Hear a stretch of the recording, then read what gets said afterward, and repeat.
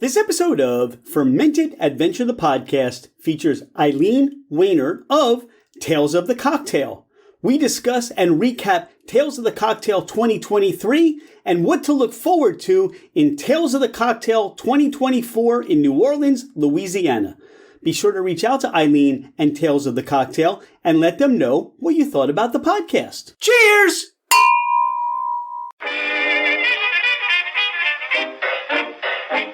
Hello, ladies and gentlemen, craft spirit enthusiasts, and those interested in the intoxicating world of craft distilleries, cideries, meaderies, wineries, and the occasional foray into breweries.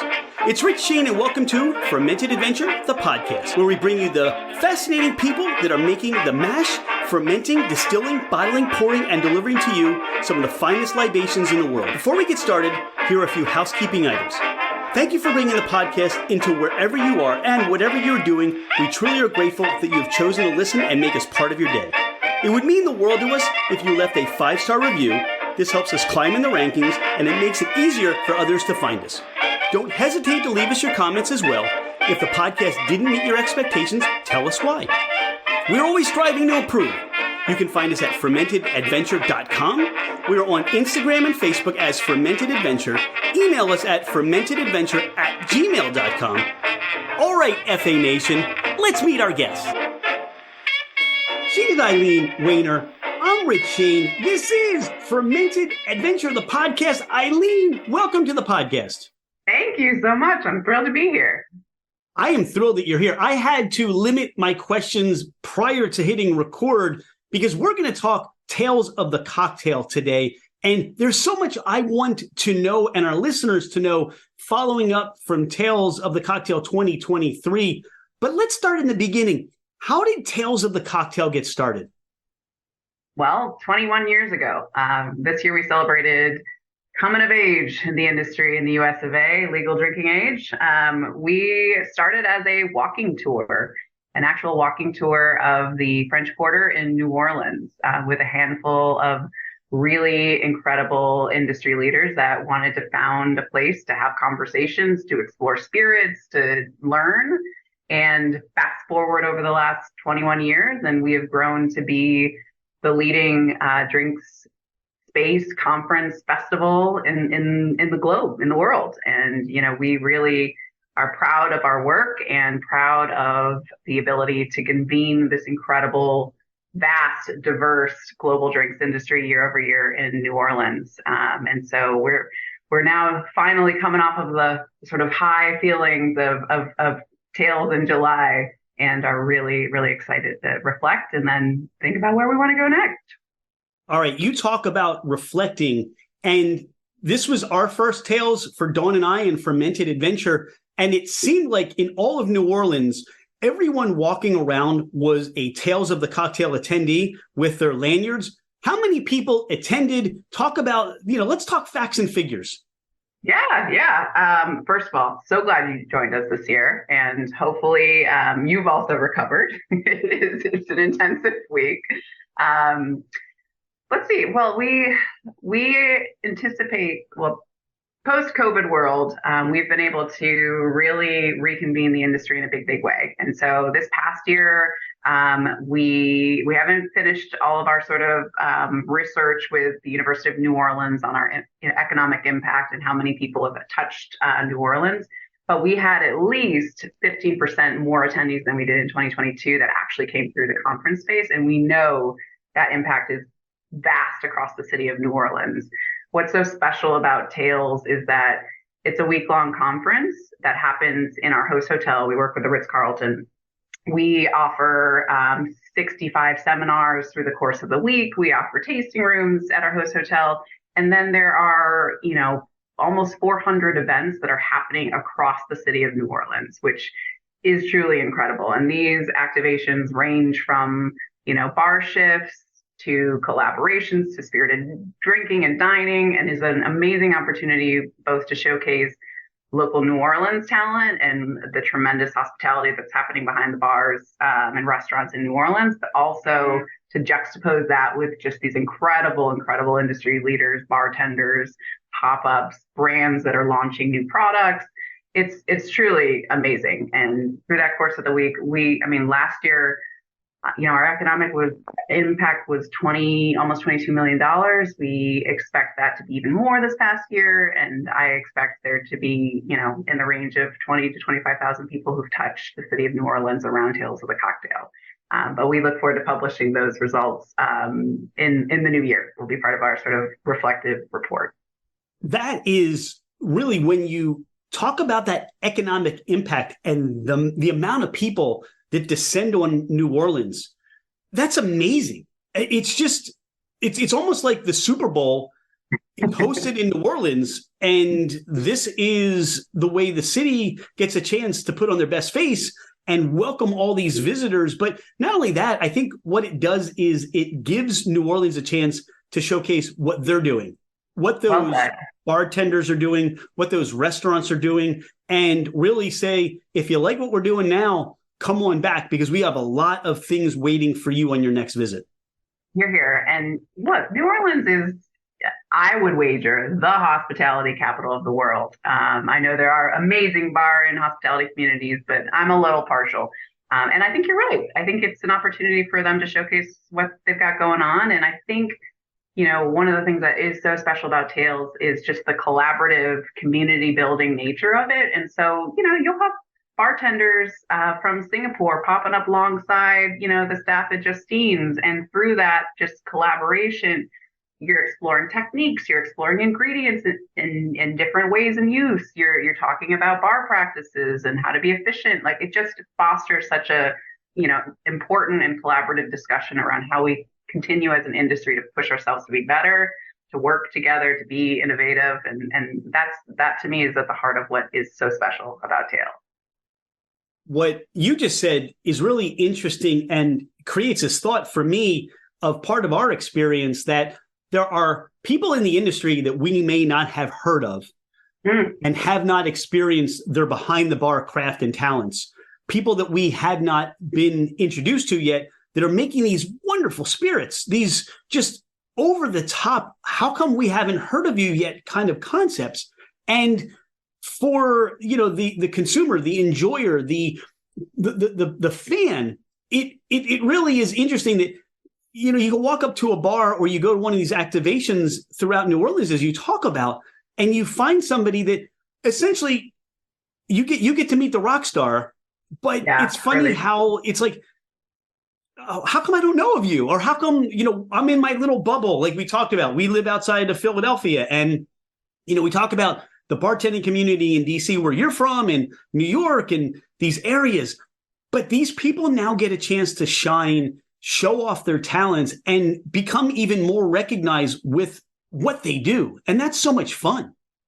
Oh, I agree. And I think maybe the best example one of the best examples, there are so many to pick from at Tales this year that I thought was really provocative and interesting, was we had a partnership with the Singapore Tourism Board, and we hosted a 4-day residency where we brought over 4 different bars that popped up each individual day: Fura, the Elephant Room, Republic, and No Sleep Club. And each bar popped up and served their specific drinks menu. And what you may or may not know is all of the drinks that are served at Tales of the Cocktail are created by our Cocktail Apprentice program, which I'm happy to talk about because that program is amazing. And that really truly creates pathways for careers in this industry. But those folks probably have 300 recipes across the conference that they create with moderators of seminars, with brands. Of that 300, 100 of those was to support the Singapore residency, because these ingredients and these recipes were just so wildly innovative. There was a jellyfish martini that had essence of, jellyfish in it. There were spices and uses of flavors that, like, our Cocktail Apprentice program and like the Marriott Edition staff that came to support that now got to explore flavor profiles and techniques that they just truly would have never experienced before.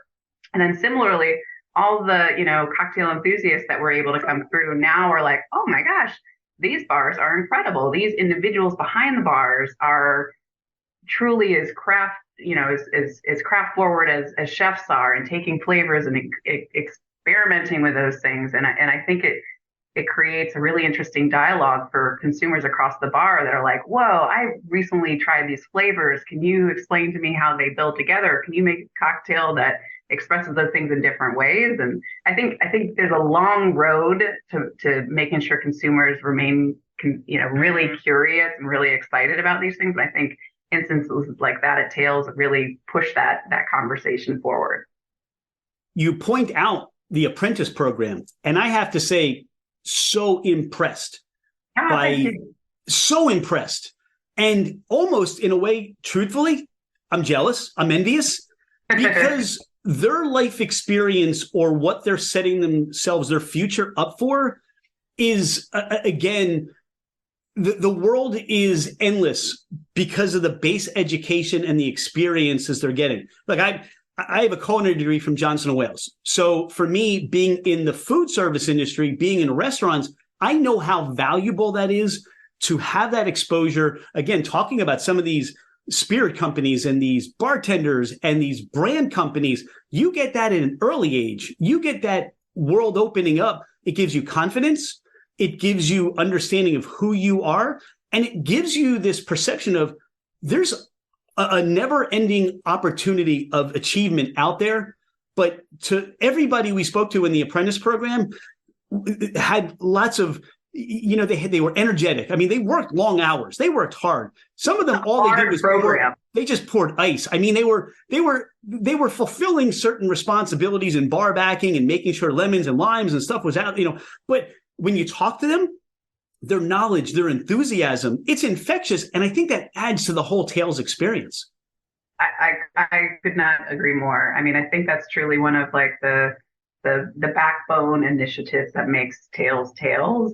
And look, I mean, bartending is a career, it's a profession. And I think one of the foundation's responsibilities is to ensure that there are pathways where you can build skills, you can network, you can become part of this alumni group, this illustrious alumni group that has individuals that are leading the way currently, folks, like Megan Dorman in New York City, who's incredible, Alex Day, all these folks that have come through this program and have really continued to give back and to mentor and to create opportunities year round. So it is an incredible, professional opportunity on the ground, and you can do it for a couple of years and move through the ranks and enhance your management training and other aspects of the program.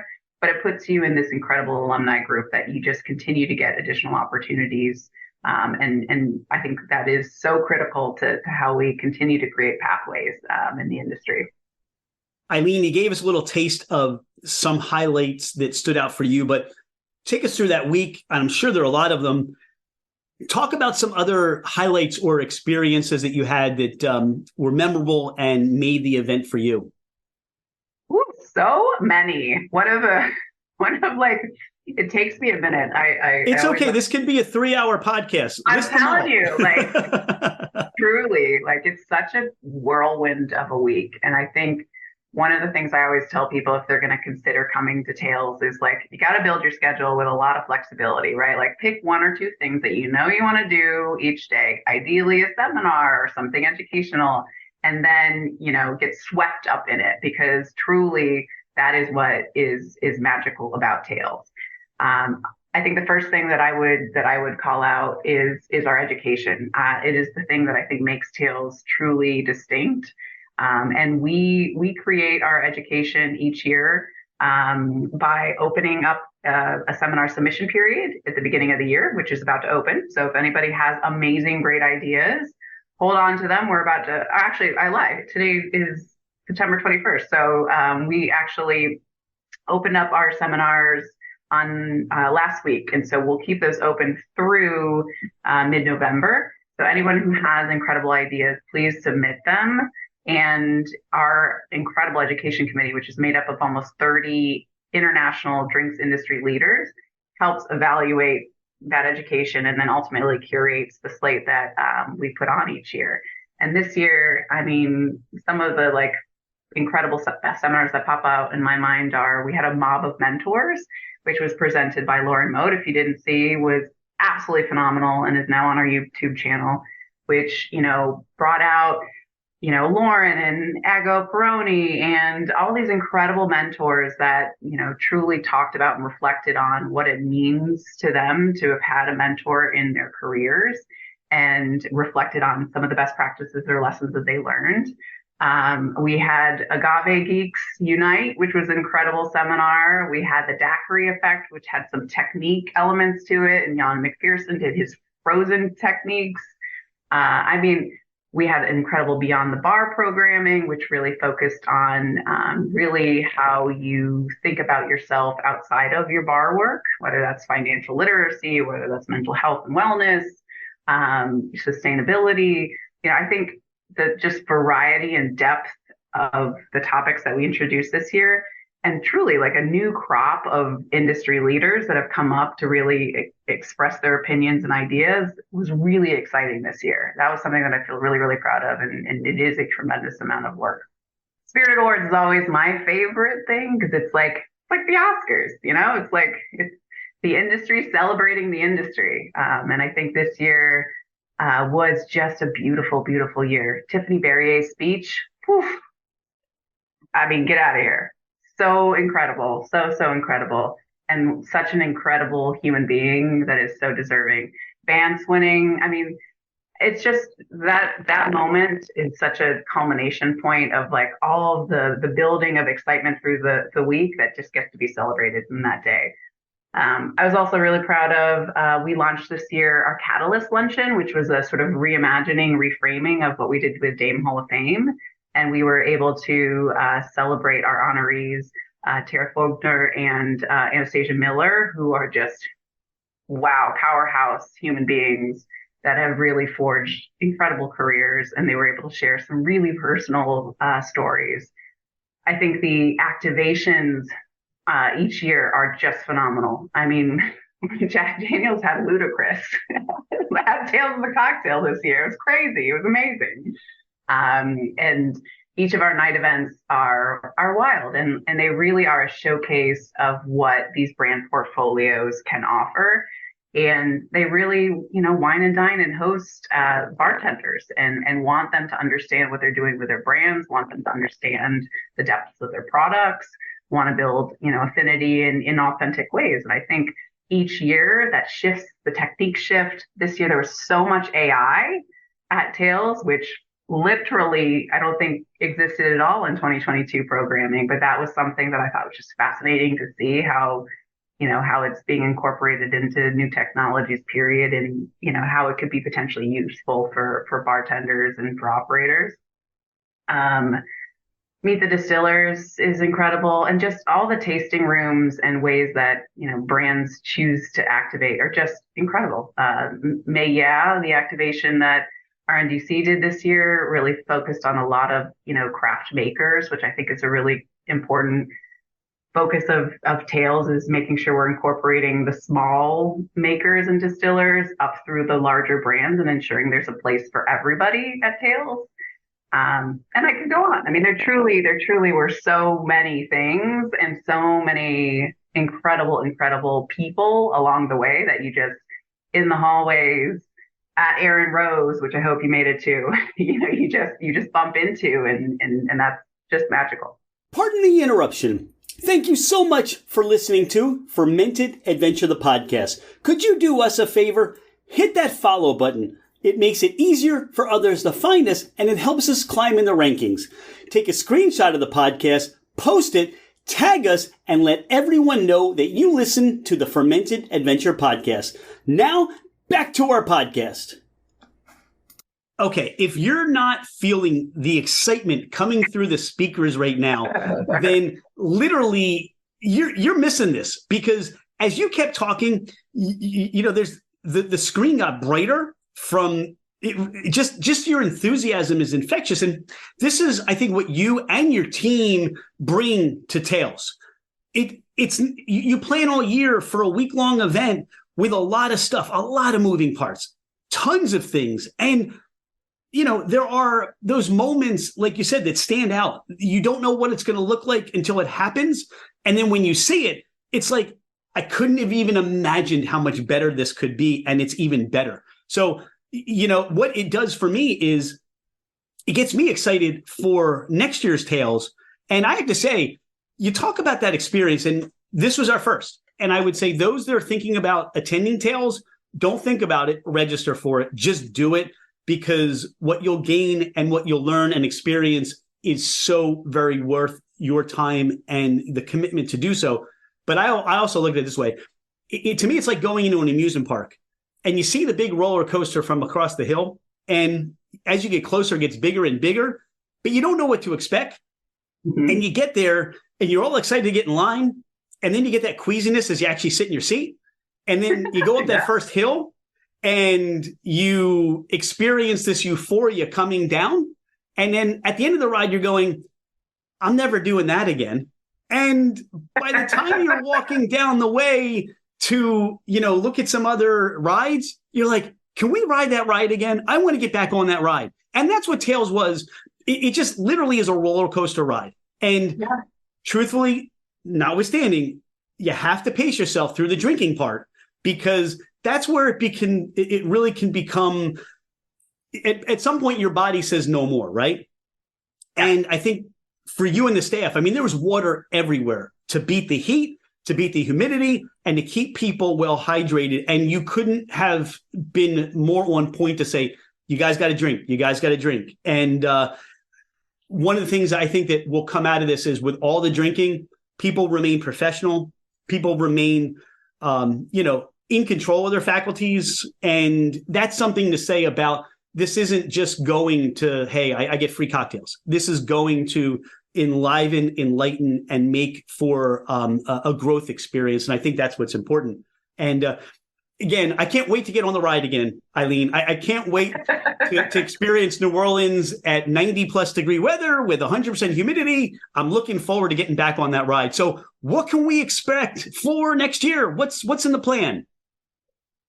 Well, we're back. We're back in New Orleans. It'll be 2022 or 22 years next year. And I think for us, like what we're trying to do is continue to strike a really beautiful balance. To your point of first-time folks like you who came last year, roughly like 48% of our audience was brand new. We're newcomers. And so truly, like, half of our audience comes back for a second time, and then half of our audience is either new to the industry or new to the conference and come to Tales to truly like experience the immense power of feeling like you're part of this global industry. And so for me, I only want to continue to fan that flame and build that excitement. And so we're going to be back with a similar amount, I think around 70 seminars. I think we're going to continue to offer really interesting technique seminars. I think those are the things that like the nerds in us get really excited about, right? Like, how do you make sure that you know how to make a proper daiquiri that freezes the right way? How do you make sure that, you're playing with techniques and ingredients in new ways? We're really excited to take the lessons that we've learned over the last couple of years about the sort of trends that bubble up. What we've found through just sort of analyzing the types of topics that come up is we at Tales are usually about 2 years ahead of a trend really hitting the mass market. And so, whether that's like, and again, this is because it's driven by the industry for the industry. So things that, bartenders, bar owners are curious about, so submit ideas about, they catch fire at Tales, and then they get to the mass market in a year or two after that. So whether that's, being excited about a new product or spirit category. I think there were a lot of unique spirits that were at Tales this year. So clearly there's a curiosity about like, what are those niche spirits? How do you get them? To your point, in the Baltimores and Philadelphias, how do we make sure that we're still like breaking into those things? What are the types of things you can do with them?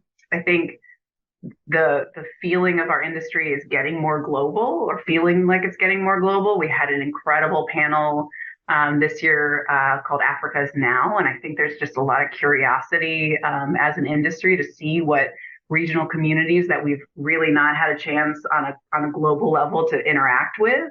There's a lot of curiosity. So I would expect to see more of that in the year ahead. I think we're going to try and have another residency like we did with Singapore this year, where you actually get to recreate those bars and actually sit across from the bar team that created these amazing cocktails. I anticipate seeing that again. I don't know. I think we have got an incredible baseline of what makes Tails Tails, and I think each year our committees and our stakeholders push us to think, more innovative, more creatively.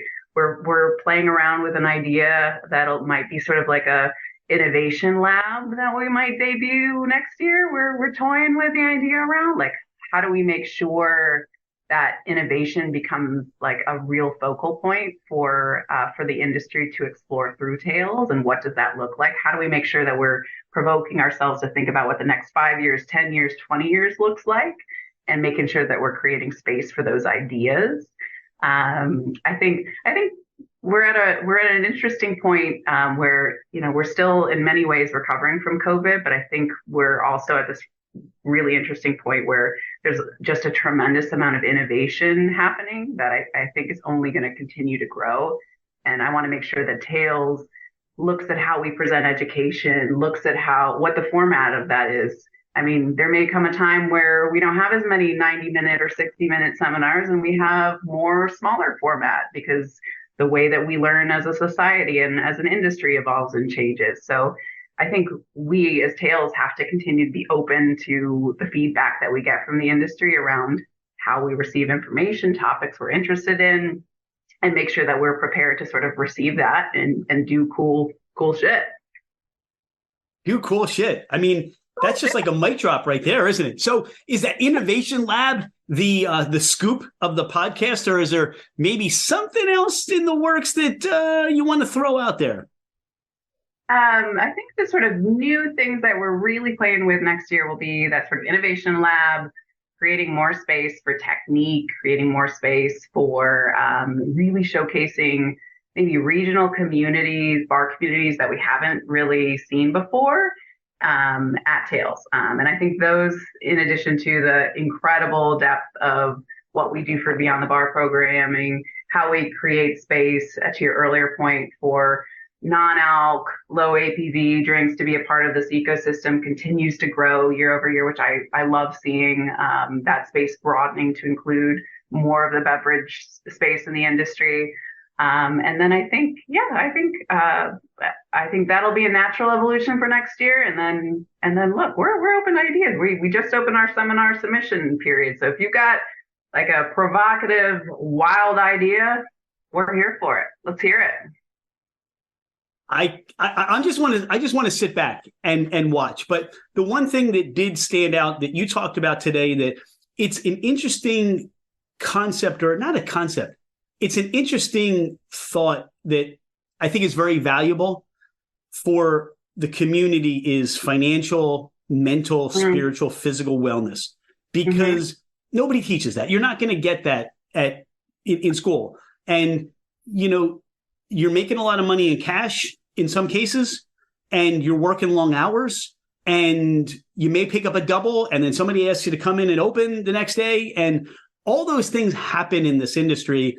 And I think that, especially coming out of the pandemic, I think the idea, or the conversation continuing, because we had these conversations across the way at so many of these activations and a lot of the events, it just came up naturally in conversation about the holistic side of how, people are looking to take care of themselves, especially in a drinking environment, sobriety, or low ABV, or no alcohol cocktails, mock cocktails, things of that nature. So I think I see that rising a little bit more to the forefront, and I don't know if that's something that you see as well. Absolutely. Look, I mean, the statistics, paint that picture. Younger generations care more about session drinking, looking at options that are non-alcoholic options, but they still want to socialize. They still want to be a part of the community that's happening. And I think Tails early on established a priority of what we call our Beyond the Bar initiative. And through that space, we've been particularly mindful about incorporating through attractive education, but also through a lounge that we program with workshops that feature everything from Narcan training to, physical wellness, to how you tape, with KT tape, how do you tape your body to ensure that you're taking care of your body through your shift when you're vigorously shaking, or you're standing all day, or all the things that like impact your physical self. We want to make sure that we're providing skills and resources around those things. Same thing for mental health. We've both granted and partnered with organizations like Focus on Health and others who are really offering a lot of mental health services.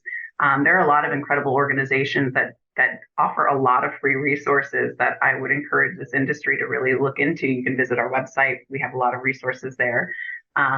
And really it has to be a space where we can talk about, the stresses of being a parent in this industry, not having access to healthcare, to a lot of the issues that continue to pervade this industry and make it difficult to sustain as a long-term career. And so we want to make sure that we're both creating a space for that dialogue, but also for some solutions that may be generated from this industry for this industry. And so that Beyond the Bar space, and both in education and in our year-round programming, is our way of dedicating both bandwidth and convening power to address those issues. Eileen, I've been so enthusiastically excited to sit down and talk to you, and I'm grateful for our time that you've given us and our listeners today. Is there anything we haven't talked about on the podcast? Is there anything you want to share or about you or Tales that we should know about? We're continuing to grow our global footprint, and I'm really, really excited to be concluding a program that we just started with Singapore and looking into other regions of the world, which I can't quite debut yet, but are actively pursuing. I see part of our purpose is making sure that we are interconnected and we're creating this global community. And I think that's part of what makes Tales so special. And so we're really continuing to do that work. We're really continuing to support this industry. We've got, policy initiatives that we're doing behind the scenes as part of our foundation work to try and advocate for workers in this industry for some of the topics we just talked about and Beyond the Bar. We're here, to earnestly do work as a nonprofit for the global drinks industry. And I think, I encourage anybody who has ideas or wants to get involved to reach out. We've got a number of committees that we recruit for every other year, and coming up in 2024, there's going to be, quite a few opportunities to join some of these committees. And we continue to push ourselves to make sure we're engaging all aspects of our industry, seasoned leaders to emerging leaders, to every aspect of how we participate, whether you work for a brand or you're a bartender or you own a bar. We want to make sure each of those voices are incorporated, each of our committees, so that, again, we truly approach this work with a well-rounded perspective. So it's exciting. I love this work. My team is brilliant. We are, I don't think many people know this, but we are a lean and mean, like under 15 person team that does this work year round, and a group of women and just some of the most formidable, incredible souls that I've ever had the privilege to work with. And each one of them brings such passion to this work. So it's really a privilege, and I love this work, and I encourage anybody that wants to get involved. There's a place to get involved. I just want to second, your team is awesome, and helping us and inviting us and, welcoming us, and everybody that came in contact.